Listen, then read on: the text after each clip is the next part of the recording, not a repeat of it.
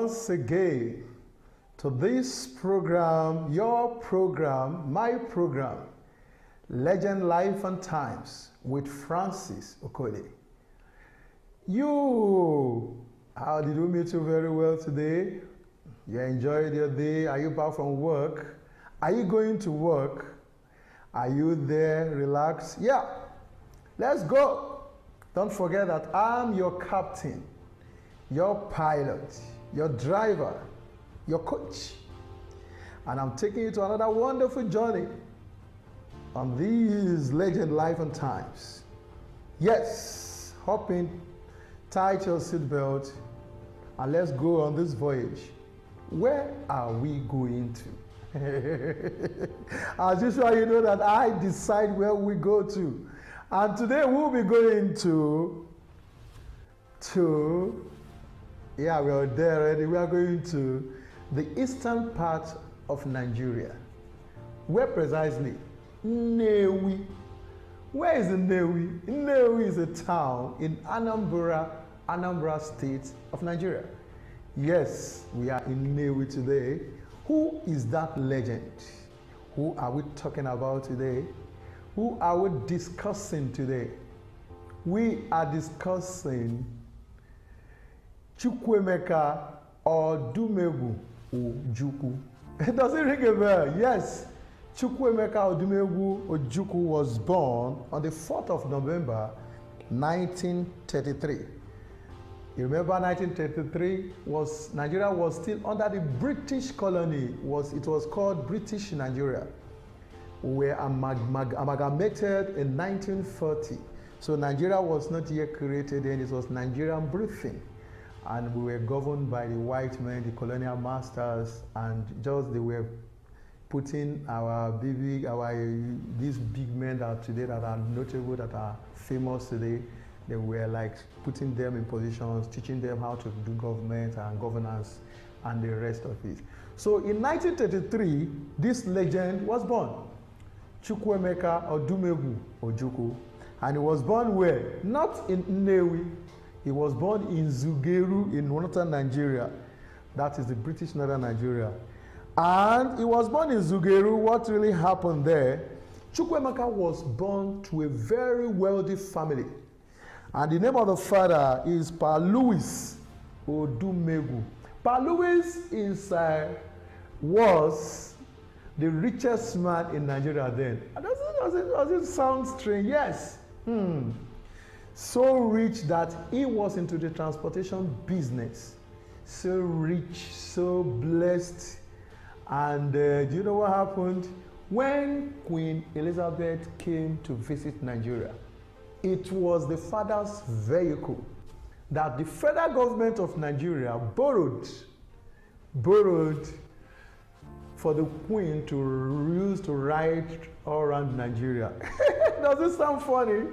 A man borrowing a whole government his car, and the Queen Elizabeth used the car to tour. Today, that vehicle is still in the museum, the Ojukwu Museum, Ojukwu Bunker. You can see it there.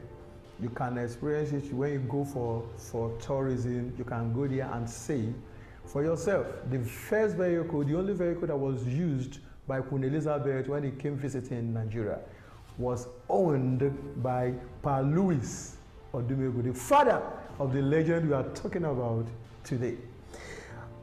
Chukwuemeka Ojukwu was born on the 4th November 1933 at Zungeru in northern Nigeria to Sir Louis Odumegwu Ojukwu, an Igbo businessman from present-day Nnewi, Anambra State, in the southeastern Nigeria. Sir Louis was in transport business. He took advantage of his business boom during the World War II to become the richest man, as I told you, in Nigeria. He began his educational career in Lagos, southwestern Nigeria. Ojukwu started his secondary education at the CMS, the popular CMS Grammar School in Lagos, at age 10 in 1943.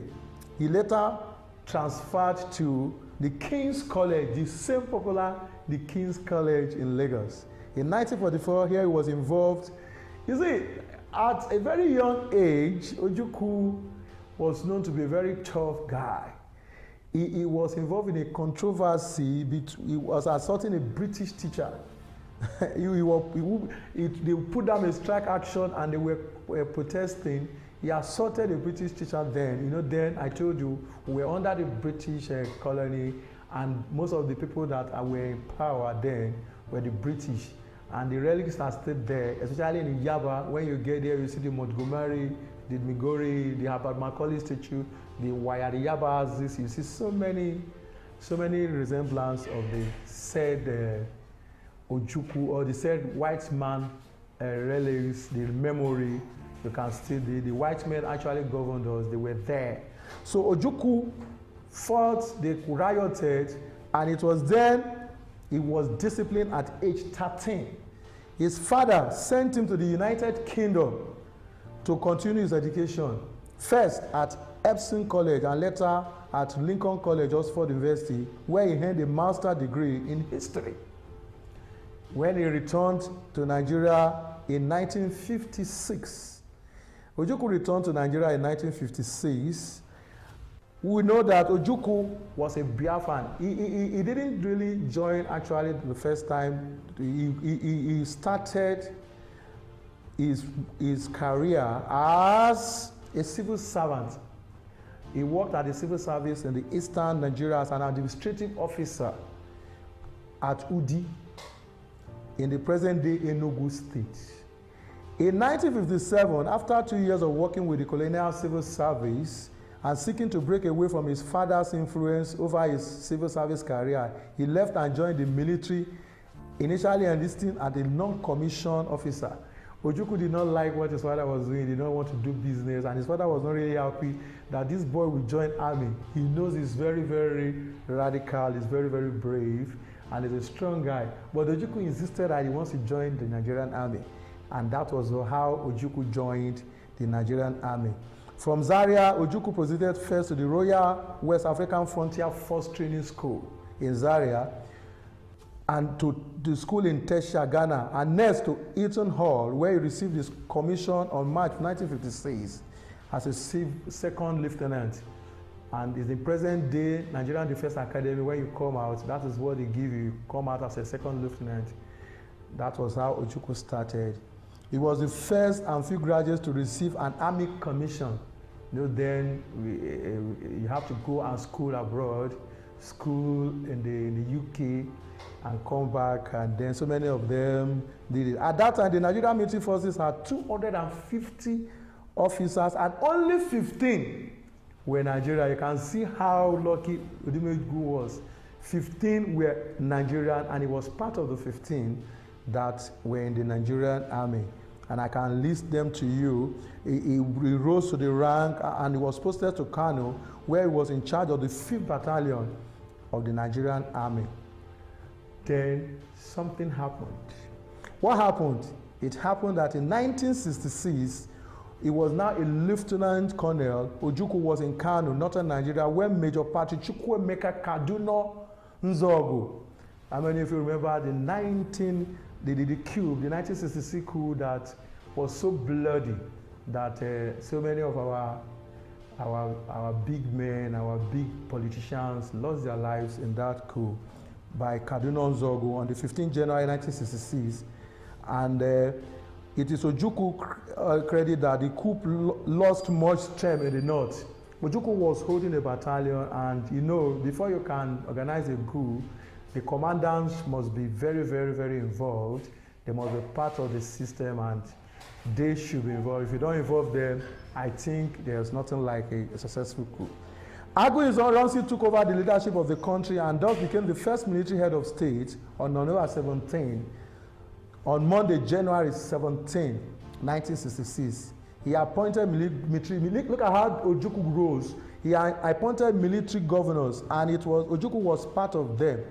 Ojukwu, the first Lieutenant Colonel Hasma Katsina, headed the north. Odumegwu was heading the military. He was a military governor in the eastern region. Colonel Hassan Usman Katsina, the northern region. Francis Agui Fajiri, western region, and David Akpodo Ejo, the midwestern region. These men formed the Supreme Military Council. with the Brigadier Odumegwu, Chief of Staff of Supreme Headquarters, Lieutenant Colonel Ojukwu, and so on. But something happened on the 29th May 1966, and Igbo Gov program started. They started saying that how can Aguero see the president, head of state, that they don't want him, that they were over-ambitious, and it started there, and it rose until on the 29th of July 1966, another officer, including Morita Mohammed, Theophilus, Yakubu Danjuma, and Martin Adogun, led the Ministry of Northern Soldiers in a mutiny that led into a counter coup, or they called it July Remarch. And in July, the coup failed, and the southern is part of Nigeria, where Ojukwu was military governor, due to the effort of the brigade commander and the legislation. Look at how it started. Because the coup failed, everybody began to dominate their territory, and they become warlord. The supreme commander and chief Kozag was abducted and killed in Ibadan. Fajuyi was killed in Ibadan. Irosi's death, Irosi too was killed. Ojukwu insisted that the military hierarchy must be preserved. Don't forget, he was heading the eastern part, and he said, no, it must be preserved. And we could say, no, Ojukwu said, no, he must declare. And what happened? In January 1967, the Nigerian military general of Aburi, Ghana, they went to Aburi to settle in Aburi, the Aburi Treaty. And when they come back, they didn't meet a compromise, and Ojukwu said no. When it fell apart, he said he declared Eastern Nigeria as a sovereign state to be known as Biafra. You see how the name started, how this IPOB thing started. It didn't just start with Nnamdi Kanu. It started with Chukwuemeka Odumegwu Ojukwu. And look at what he said. Having mandated me to proclaim on your behalf and in your name that Eastern Nigeria is a sovereign independent republic now. Therefore, I, Lieutenant Colonel Chukwuemeka Odumegwu Ojukwu, military governor of Eastern Nigeria, by the authority and under the principle recited above, do hereby solemnly proclaim that the territory and region known as and called Eastern Nigeria, together with their continental shelf and territory water, shall henceforth be called an independent sovereign state of the name titled the Biafra Republic. That was how Biafra came to be. Ojukwu declared Biafra state, and he carved it. Nothing, they did so many things for Biafra. They carved their state, they had their flag. They went as far as having their currency. They spent the Biafra pound. They had it, they spent it. They even had their passport, their Biafra passport. They had so many things in place then. They were so much trying to secede, to become a sovereign nation, and they had the currency, their flag, their coat of arms, their coat of arms, their passport, Biafra passport, and so many things during the war. During the war in 1967, some members of July 1966 alleged coup plot and Major Victor Banjo were executed when they killed so many of them. And after 2.5 years of fighting, so many things happened. They were fighting for 2.5 years. And on the 9th January 1976, 1970, Ojukwu handed over power to his second in command, Chief of General Staff, Major General Philip Effiong, and left for Ivory Coast. He ran away when he saw that the Nigerian forces were almost encroaching, almost taking over Biafra. He really fought a good fight, but he ran to Ivory Coast on exile. And it was in Ivory Coast that they captured Biafra, they captured, and it was proclaimed in Nigerian territory. And what happened there, they granted him political asylum, and in 1981, Ojukwu began campaigning to return to Nigeria. Nigerian President Shehu Ali Usman Shagari granted a pardon to Ojukwu on 18th May 1982, allowing him to return to Nigeria as a private citizen. They removed his rank. He was not known as a lieutenant colonel or anything in the Nigerian army. Just return as a civilian and live your life as a private citizen. Ojukwu re-entered Nigeria from Ivory Coast on the 18th June Ojukwu declared his candidacy for the Nigerian Senate in 1983, but nobody voted for him because of the memory of, this guy, he really cost Nigeria so many things. The official tally showed him losing by 12,000 votes, though a court attempted to reverse the ruling in September of that year, citing fraud in the election result. However, the disputed result was rendered moot when the Shagari government fell in 1983 by the Nigerian coup that fell Buhari, Shagari coup, and he held, and including Ojukwu, they held Ojukwu and they were thrown to the Kirikiri Mazumon security prison. And that same year, he was released. He was released, and everybody knows how it happened. Military officers, so many things happened. I will tell you those things that happened. So many lives were lost just because of ambitions of people. So many things, so many destructions, so many deaths, so many tears, so many sorrows. Yes, remember that this is Legend Life and Times with Francis Okoli. This program cannot be possible if Nokma didn't come to our aid. You too can be part of this program. You can support us, you can bring your services, you can bring your goods for advert. But let us go and sell. This is what we sell here.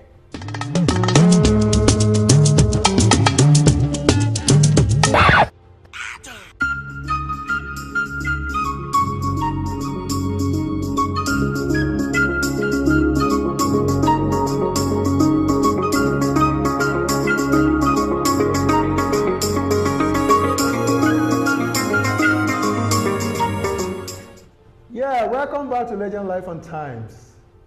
This is a very wonderful journey. You see, I didn't just want to tell you, Ojukwu really tried, but it was a very selfish ambition. Ambition of one person caused so many things happened. Children died, children were starved, children lost their parents. So many children were rendered orphans. So many mothers were rendered husbandless. They had no husband. They became widow just impromptu because of the war that happened, the Biafra war. So many houses were destroyed. So many businesses were lost. So many things were lost because they wanted the Biafra. And the Nigerian army repelled. And I told you that Ojukwu ran to Ivory Coast. So many things really happened, so many relics. I tell you again that it was then that the Biafra, they fabricated so many weapons. They said armor tanks, the Obunigwe, bombs, locally fabricated bombs. And I don't know, it was easy. I still wonder. They fabricated weapons of destructions, and I don't know why it was so much like that. They destroyed just because they wanted to secede. They seceded that they could have sat down in a round table to discuss. So many people lost their family. So many children cannot even remember where they came from. So many families. I can still tell you, so many are still have still not survived the problems, the wars, the troubles, the trauma of the Biafra war, the civil war that happened. And so surprising that many of us that are clamoring that want to go for war, you do not know what war is. War is so destructive.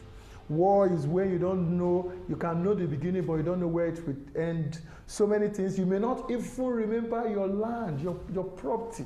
You can't even go with it. So many things were destroyed there. And Ojukwu returned, and he still started. He wanted to contest. And in 1994, Ojukwu contested again. In early 1984, the Buhari regime jailed hundreds of political figures, including him.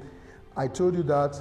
And Ojukwu married one beautiful lady, Bianca Ono. Bianca Ono was a Miss Intercontinental. She won the Miss Intercontinental, but she was not the first wife. These are the wives that Ojukwu married. Ojukwu married Elizabeth Okoli, Njideka Odumegwu Ojukwu, Stella Ojukwu, and Bianca Odumegwu Ojukwu is because she's still alive, the fourth wife of Ojukwu. And these are Ojukwu's children. Ojukwu children are Emeka, Mimi, Okigbo, Ebele, Afamefuna, Chineme, and Nwachukwu. And Nwachukwu, those are the children of Ojukwu, and he had 4 wives, a Nigerian military, also a Biafra military leader, and he contested in the MPN and the ABGA. And he was a Nigerian. You know, he came back as a civilian, but history will have it that he was a Nigerian Biafra from 1967 to 1970, a Nigerian Biafran soldier. And he was also a Biafran indigene, because he was the first president. It's in record. He was the first president of the Biafra Republic, in office from the 30th of May 1967 to the 2nd of January 1970, when the war was hot. And I told you that he handed over to his vice, Philippe Effiong, and ran away on exile. He was granted asylum in Ivory Coast, Côte d'Ivoire. And he was succeeded by Okpabi Asika in the East Central, Afredete Spif, River State, Udokaha Uswena, Southeastern States. Ojukwu, Chukwuemeka Ojukwu, had his early life, I told you. He studied at the CMS Grammar School in Lagos, and at the King's College, Lagos, and at Epsom College in London. And he also attended the University of Oxford and the officer of the cadets. He also fought a professional soldier, a politician. He was in the Nigerian Army. He was also in the Biafran Armed Forces. And he served in the Nigerian Army between the 1957 and 1967 in the Nigerian Army, and in 1967 to 1970 in the Biafran Army. He was a lieutenant colonel in the Nigerian Army, and he was a general in the Biafran Army. He also fought battles in Congo, in the Congo crisis, and also in the Nigerian Civil War. Odumegwu Ojukwu, a legend that is, even to today, his stories are being told everywhere. On the 26th November 2011, he came back. Chukwuemeka Odumegwu Ojukwu died in the United Kingdom after a brief illness at the age of 78. The Nigerian Army, don't forget that he became a civilian because of he was punished, he was marshaled, they treated him, and they said, okay, we'll forgive you, but don't portray yourself as in the army or as a lieutenant colonel or as a general. You are a common citizen in Nigeria. But when he died, after he died, the Nigerian Army accorded him the highest military accolade and conducted a funeral parade for him in Abuja, in Nigeria, on the 27th February 2012. The day his body was flown back to Nigeria from London before his brief burial on Friday, 2nd March. He was buried in a newly built mausoleum in his compound at Nnewi. Before his final retirement, being laid to rest, he had an elaborate week-long funeral ceremony in Nigeria alongside Chief Obafemi Awolowo, whereby his body was carried around the 5 eastern states in the east: Imo, Abia, Enugu, Ebonyi, Anambra, including the nation's capital, Abuja.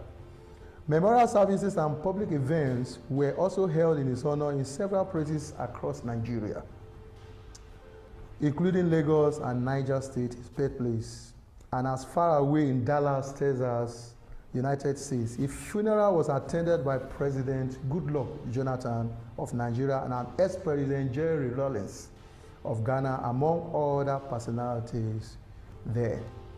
Ojukwu, very, very notable. He's a legend from Nnewi, born in Zuguru in the north. Father was the richest man in Nigeria then, because his father's vehicle was used by Queen Elizabeth when he came. You can imagine how rich he was. He wasn't probably even richer than Nigeria, because Nigeria could not afford to buy a befitting or to get a befitting vehicle. They have to borrow from Pa Louis Odumegwu, then a very successful businessman. He was into transport in Lagos, transportation system. He didn't really want Ojukwu to become a military. He wanted Ojukwu to succeed him. He didn't want Ojukwu to become a military officer. He wanted Ojukwu to follow up his business so that his business can thrive. But Ojukwu said, no, I want to go into the military. And remember today, the IPOB, the Nnamdi Kanus, the Simon Ekpa, and so many are clamoring for Biafra. It didn't just start today. It started with this legend that we are talking about, Chief Ikemba Odumegwu Ojukwu. Remember we told you that he married Bianca Ono. Bianca, now a very beautiful woman, Miss Intercontinental. She gave birth to two children to Ojukwu. Ojukwu joined Abga. Ojukwu was the person that raised the hand of Peter Obi today, that the former presidential aspirant of the Labour Party. It was Ojukwu that said, oh, don't forget that Peter Obi ruled Anambra State. It was Ojukwu that raised his hand and said, this is the governor. Before we started seeing, don't forget that it was after Obaino came and Soludo is in charge. So it has been legend life and times, and it has been Chief Chukwuemeka Odumegwu Ojukwu, the legend of Nnewi in Anambra State. You know Anambra State borders the River Niger, the popular River Niger, the Niger Bridge, the popular Niger Bridge, the first and the second Niger Bridge. They are in Anambra. And don't forget that the River Niger met River Benue at Lokoja. It has been legend life and times with Francis Okoli, and we have gone to Nnewi and we've discussed Chief Odumegwu Ojukwu. I want to just park, disembark so that we can drink water, take nokba, take food, and relax for our next journey.